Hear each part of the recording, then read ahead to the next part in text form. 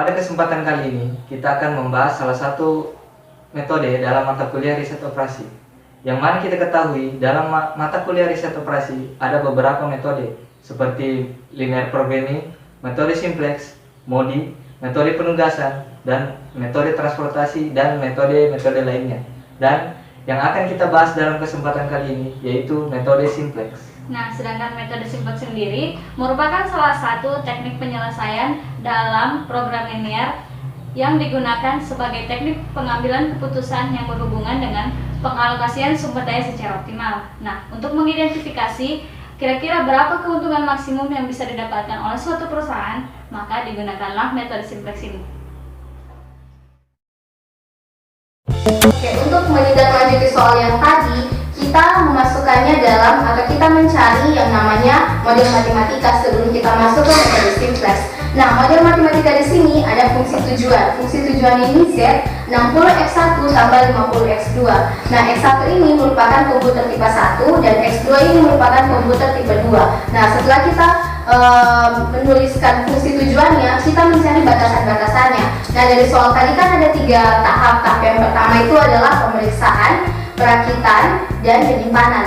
Nah, untuk perakitan yang pertama itu ada batas maksimalnya 100 jam, dan untuk pemeriksaan ada 22 jam, dan untuk penyimpanan ada 39 meter persegi. Nah, setelah kita mendapatkan model matematikanya, kita memasukkannya ke dalam model baku. Nah, model baku ini kita rangkaikan dengan yang namanya metode slack atau variable slack. Kita merangkaikannya dengan variable slack. Nah, variable slack ini kita gunakan sesuai dengan kebutuhan soal tersebut.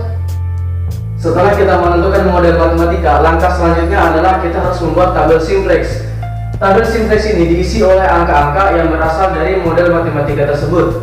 Yang pertama adalah pada baris CJ. Pada baris CJ ini diisi oleh angka-angka dari fungsi tujuan, yaitu 60, 50, 0, 0, dan 0. Kemudian langkah selanjutnya adalah kita harus memasukkan variabel dasar. Variabel dasar ini diambil dari berdasarkan berapa variabel slack yang kita ambil. Karena di sini kita menggunakan 3 variabel slack, maka kita harus menggunakan variabel dasar dengan variabel slack tersebut, yaitu S1, S2, dan S3. Untuk tujuannya sendiri kita masih menggunakan angka 00. Kemudian untuk kolom CJ sendiri diisi oleh batasan-batasan pada setiap fungsi tujuan batasan. Yang pertama ada 100, kemudian yang kedua ada 22, dan yang ketiga adalah 39. Kemudian untuk angka-angka untuk mengisi X1, X2, S1, S2, dan S3 ini itu akan diisi oleh angka-angka pada masing-masing fungsi batasan tersebut, yaitu ada 4, 10, 1, 0, 0, kemudian 2, 1, 0, 1, 0, kemudian 3, 1, 0, 0, 1. Jadi yang perlu kita garis bawahi adalah dalam penggunaan angka pada variabel select ini kita harus menggunakan matriks identitas. Karena di sini kita menggunakan 3 variabel select, berarti kita harus menggunakan menggunakan matriks identitas dengan order 3x3, yang mana diagonalnya berangka 1. Kemudian langkah selanjutnya adalah menentukan angka-angka pada baris ZC. Jadi angka-angka di sini kita masih menggunakan angka 0. Kenapa angka 0 di sini kita masih menggunakan? Karena angka 0 ini sebagai tanda bahwa ini masih tabel awal, jadi belum ke dalam tahap penyelesaian. Untuk isi-isi pada baris CJ dan juga ZJ ini kita kurangkan dari baris CJ dikurang dengan baris ZJ, yaitu di sini 60 dikurang 0 itu adalah 60, 50 dikurang 0 tetap 50, 0 dikurang 00, 0, dan 0. Oke teman-teman, setelah kalian memasukkan nilai yang ada di model matematika sebelumnya ke tabel metode simplex ini, langkah selanjutnya yang harus kalian lakukan adalah menentukan yang mana kolom kunci, baris kunci, dan angka kuncinya. Untuk menentukan yang mana kolom kuncinya, yang harus kalian lihat adalah nilai di kolom CJ kurang ZJ. Dari kelima angka ini, kalian lihat mana nilai terbesar. Nilai terbesar di sini dapat kita ketahui adalah 60. Tapi dapat kita simpulkan kolom kuncinya yaitu pada kolom S1 ini. Kita tandai seperti ini. Selanjutnya, kita cari baris kuncinya. Cara mencari baris kunci ini, angka yang ada di kolom CJ yaitu 100, 22, dan 39 ini kalian bagikan dengan angka yang ada di kolom kunci.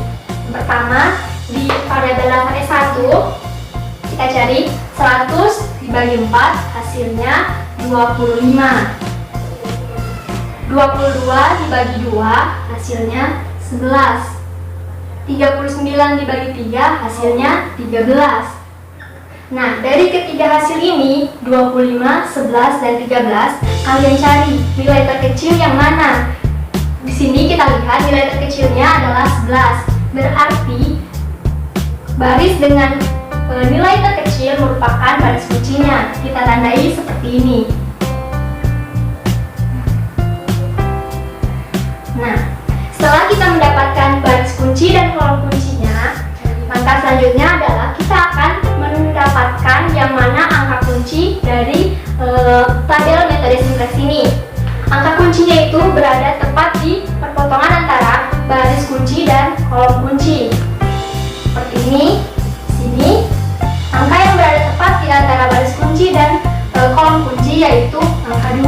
Berarti 2 ini merupakan angka kunci dari tabel metode simplex selanjutnya yang akan kita lakukan yaitu mencari baris baru untuk baris lain baris kunci ini. Baris kunci yang kita temukan sebelumnya adalah baris S2. Berarti selain baris kunci itu ada S1 dan S2. Untuk mencari angka pengganti ini, kita harus menentukan dulu berapa rasio kuncinya. Caranya dengan membagikan antara, misalkan di variabel S1 unsur kuncinya itu ada 4, sedangkan di variabel S3 unsur kuncinya itu ada 3. Berarti untuk mencari penggantinya S1 ini yang harus kita lakukan pertama-tama adalah mencari rasio kuncinya, yaitu dengan cara membagikan 4 dibagi dengan 2. Kita temukan 2. Setelah itu kita kalikan dengan baris kunci. Ada 0, 22, 2, 1, 0, 1, 0. Kita kalikan seperti ini. Sebelum kita menuliskan hasil dari perkalian ini, kita harus menyimpan angka-angka dari si baris lamanya ini. 0, 100, 4, 10, 1, 0, 0.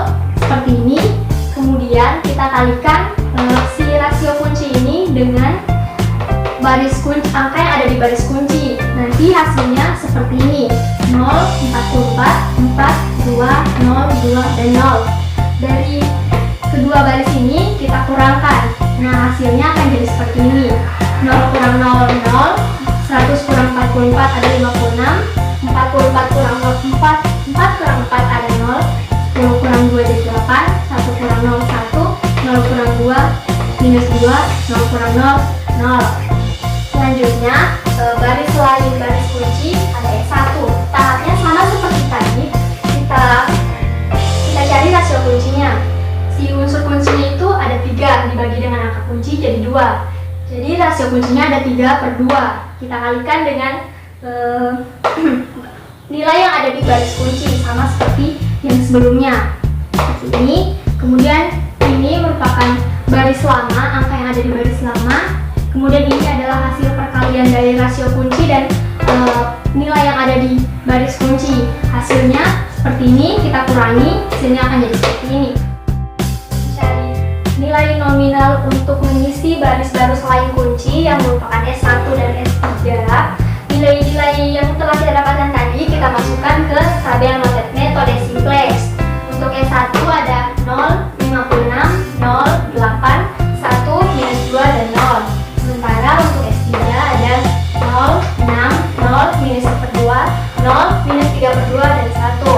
Langkah selanjutnya adalah kita memasukkan nilai untuk baris kunci baru. kuncinya itu ada 2. Sedangkan baris kunci lamanya ada 22, 2, 1, 0, 1, dan 0. Untuk mencari baris kunci baru, caranya kita membagikan angka yang ada di baris kunci lama ini dengan angka kunci. 22 dibagi 2 ada 11, 2 dibagi 2 1, 1 dibagi 2 jadi 1/2, 0 bagi 2 0, 1 bagi 2 1/2, 0 bagi 2 jadi 0.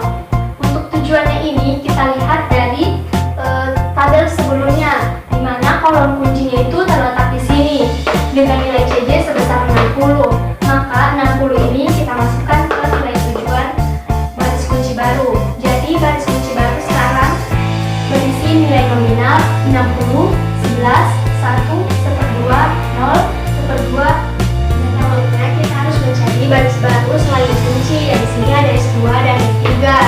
Pertama-tama kita harus menentukan rasio kuncinya. Seperti yang sudah kita dapatkan sebelumnya, angka kuncinya di sini ada 8.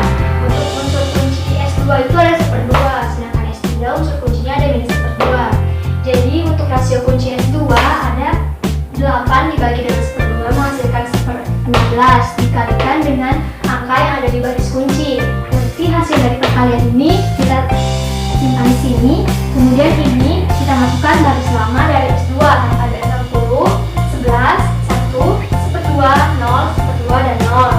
Hasil ini, baris lama ini kita kurangi dengan hasil perkalian ini menghasilkan 60, 15/2, 1, 0, minus 1/16, 5/8, dan 0. Kemudian langkah itu kita ulangi untuk S3. S3 kita cari dengan cara mencari terlebih dahulu rasio kuncinya. Ada -1/12 dibagi dengan 8, hasilnya -1/16. Kita kalikan dengan angka yang ada di baris kunci. Ini kalikan dengan ini menghasilkan ini, dan nilai yang ada di baris lama untuk S3 ada 0, 6, 0, -1/2, 0, -3/2, dan 1. Hasil ini, nilai ini kita kurangi dengan hasil dari perkalian ini menghasilkan 0, 19/2, 0, 0, 1/16, -13/8. Menentukan nilai untuk baris baru selain kunci yaitu S2 dan S3. Nilai-nilainya itu kita masukkan ke dalam tabel metode simplex. Untuk S2 ada 60, 15/2, 1, 0, -1/16, 5/8, dan 0. Sementara untuk S3 ada 0, 19/2, 0, 0, 1/16, -13/8, dan 1. Langkah selanjutnya, sama dengan tabel sebelumnya, untuk mengisi baris kunci baru ini kita harus melihat kembali angka kuncinya. Angka kuncinya kan 8. Kemudian baris kunci lamanya itu ada 56, 0, 8, 1, -2, dan 0. Untuk mengisi baris kunci barunya ini, kita harus membagikan nilai yang ada di sini dengan 8, sehingga nanti hasilnya ada 7, 0, 1, -1/8, -2/8, dan 0. Nah, untuk tujuannya ini kita lihat dari kolom kunci sebelumnya. Kolom kunci sebelumnya kan terletak di X2 ini, sementara nilai CJ-nya di X2 itu ada 50. Jadi tujuan untuk S1 ada 50. Setelah itu, setelah semua kolom-kolom di sini untuk S1, S2, dan S3 sudah terisi, kita melanjutkannya dengan mengisi nilai untuk baris ZJ ini. Caranya sama seperti tadi, kita kalikan nilai-nilai ini, kemudian kita jumlahkan. Nanti ini dikali ini, 60 dikali 15/2, 0 kali 19/2, kita jumlahkan hasilnya sehingga menghasilkan 800.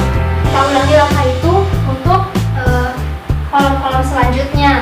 Nanti semuanya akan masukkan 800, 60, 50, 5/2, 25, dan 0. Nah, kita masuk ke langkah terakhir, yaitu mengisi baris ini, CJ dikurang ZJ. Nilai CJ yang ada di sini kita kurangi dengan nilai ZJ yang ada di sini.